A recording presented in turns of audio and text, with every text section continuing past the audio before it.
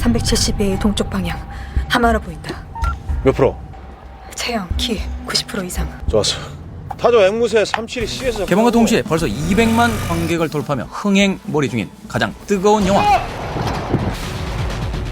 군인분들이 깜짝 놀란 거예요. 총을 들고 주차장을 포위를 한 거예요. 어떡해. 지도, 무전 2호선 5번 간 편성번호 2447. 그 기지창에서 찍고 있는데 그 열차 옆에 서 있는 거예요. 편성번호 2447번 열차. 그런 얘기 하지 마. 소름 돋아 막 그래. 내가 걱정을 하는 거야. 감시자들입니다.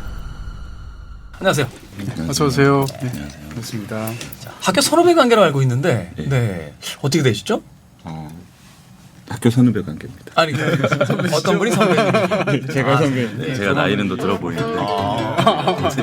굳이 저는 그런 얘기하면 그 제작하는 과정 속에서는 약간 두 분이서 티격태격 하셨다는 이야기를 제가 약간 첩보로 들었거든요. 김병석 감독님이 갑자기 촬영장을 박차고 나가버리셨다는 이야기를 들었는데. 영등포의 유흥가에서 촬영을 했어요. 저는 이제 계속 라이브한 시선들을 위해서 이제 그 카메라에 스테디캠에 걸리지 않는 범위에서 이제 계속 도둑 촬영을 하듯이 이렇게 촬영을 하고 있었어요. 근데 이제 너무 그게 속상해서 그래서 제가 딱 달려가는데 진짜 완전 흥분된 표정으로 네네. 이 작은 눈이 이렇게 내가 찍은 거 쓰레기야 그러면서 카메라를 집어 던지고 간 거예요. 잘라보니까 이런 생각은 안 해요. 아니 같은 감독이 그렇죠. 충분히 생각을 충분히 생각을. 사과하고요. 코테지 상황 보고. 시장 골목을 걷고 있습니다. 확인 들어갑니다. 맞은편 골목에 앵무새가 타죠. 30m 거리. 20m, 10m, 5m. 확인 불가. 코테지. 사실 장르 영화가 이렇게 신선하다는 느낌을 받기가 굉장히 어려운데 감시자들을 보면서 많은 관객들이 신선하게 느끼는 것 같아요. 그 이유 중에 하나가 일반적으로 일단 경찰들이 주인공인 영화가 나올 때는 그 사람의 성격이 굉장히 독불장군이고 혼자 사건을 해결하면서 이제 펼쳐지는 그런 이야기들이 일반적으로 한국에서 많았거든요. 강철중처럼. 근데 이제 이 영화는 그렇지 않고 그 협업과 팀플레이를 통해 사건을 해결해 나가는 과정이 관객들 입장에서는 굉장히 신선하고 재밌는 볼거리였거든요. 사실은 이게 이제 추격극이기 때문에 이 동선에 따라 나오는 재미들이 굉장히 중요하다라고 생각을 했었어요. 네. 그래가지고 이제 이 서울의 이 거대한 빌딩 이면의 이 골목들에서 이 움직임들을 얼마나 효과적으로 표현을 해야 될까. 여기에 좀 더 비주얼적인 게 뭐가 필요하지 않을까라는 생각이 이제 동물들 모양으로 한 체스를 생각을 했고 이제 거기서 또 더해지면서 이제 동물원 개장이라는 대사가 생기게 되고 그게 더 팀플레이에 더 도움이 되는 그런 짝짝 붙는 느낌을 만들어줬던 거예요. 네. 신입. 느낌 봐라. 빠져가지고 오늘 아주 신고식 제대로 해볼래? 햇살? 네?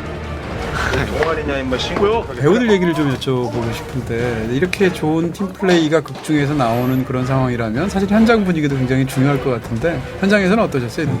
각자의 자기 역할에 어울리는 그 현장 분위기를 또 만들어 주셨던 것 같아요. 네. 뭐 우성 선배님 같은 경우에는 항상 이렇게 옥상에서 감시하는 것처럼 저희 스태프들을 멀리서 감시하고 멀리서.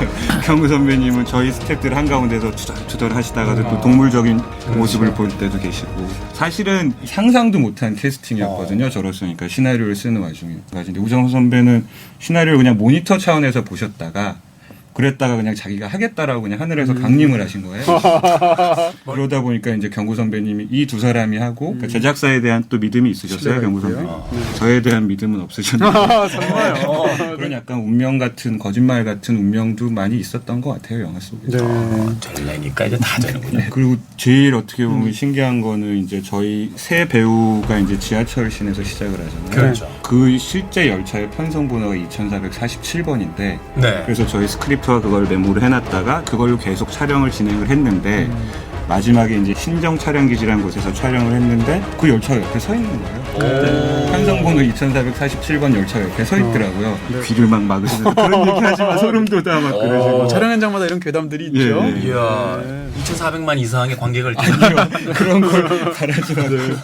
사실 영화를 보면서 여러 번의 추격 장면들이 나오는데 그 서서문 고가에서 촬영할 때 군대가 출동했던 얘기는 이게 뭐예요? 그게 저희가 이 플라잉 캠을 많이 썼거든요. 레이더에 걸린 거예요. 요만한 헬기가 진짜. 아, 그래가지고- 군 레이더에? 네, 그래가지고 총을 들고 주차장을 포위를 한 거예요. 저희 차들이 있는. 어. 그래가지고 밴을 열어봤더니 거기에 각종 미술 소품이 있잖아요. 지도, 무전기 뭐 이런 게 있으니까 이제 이 군인분들이 깜짝 놀란 거죠. 네네네. 그래가지고 완전히 피디님이 끌려가셔가지고 네. 우리나라 기술 굉장한 거군요. 그 작은. 이야. 그렇다고 네. 그러더라고요. 국토 방위는 전혀 걱정하실 필요 없다. 감시들이 다시 한번. 멋진 장면들 좀 얘기를 해볼게요. 인상적인 장면들이 여러 개가 있는데 그 중에서 요즘 최근 한국 영화에서 액션이 등장할 때 제일 멋있는 장면은 건물 안에서 바깥으로 뛰어나올 때 나오는 것 같아요. 일단 떠오르는 게 아저씨부터 이제 아저씨 있었죠. 그다음에 내가 살인범이다에서도 굉장히 인상적이었었고요. 이 영화에서도 그런데 굉장히 흥미롭게 당연히 찍혀 있어요. 어떻게 해도 비교가 될 터이고 네. 차별화를 어떻게 가져가야 될까? 그럼 이 두 분의 스타일이 일단 달라야 된다는 생각이 들었었어요. 네. 제임스 같은 경우는 내부에서 소화기를 던졌을 때 이미 소화기에 당연히 유리가 깨져야 되는데 그 네. 템포를 한번 죽인 거죠. 그러니까 관객분들이 예상하는 범위의 리듬을 뺏어보자 좀. 네. 그래서 그때 깨지지 않고 황 반장님을 보여줬다가 다시 딱 정면에서 팍. 그러니까 좀 충격요법이겠죠. 황 반장님은 말 그대로 이제 이분이 뛰어내릴 때 좀 고단한 느낌들. 그래서 탁 뛸 때는 진짜 이 추락하는 느낌에 대한 체험의 느낌들을 좀 더 주고 싶었던 것 같아요. 이렇게 익숙한 리듬을 좀 부셔보자. 그것으로써 좀 기시감을 많이 좀 사라지게 해보자라는 어떤 의도적인 설정이었다. 예. 네. 그리고 아무래도 우성 선배님 같은 경우는 진짜 액션 마스터잖아요. 이 정우성이라는 배우가 할 수 있는 어떤 액션의 극한을 좀 관객분들한테 보여주면 되게 오랜만에 쾌감을 드릴 수 있지 않을까 보는 면에서. 그 점에 대해서 이제 약간 아쉬운 점도 좀 여쭤봐야 될 것 같아요. 바로 이제 정우성 씨 부분인데 이 영화에서의 그 배우들의 멋있는 것이 보이는 것은 스타로서의 멋있음이지 그 캐릭터로서의 어떤 그런 굉장히 생생함으로써 멋있는 건 아닌 것 같거든요. 그냥 굉장히 파워 있고 카리스마 있는 악당.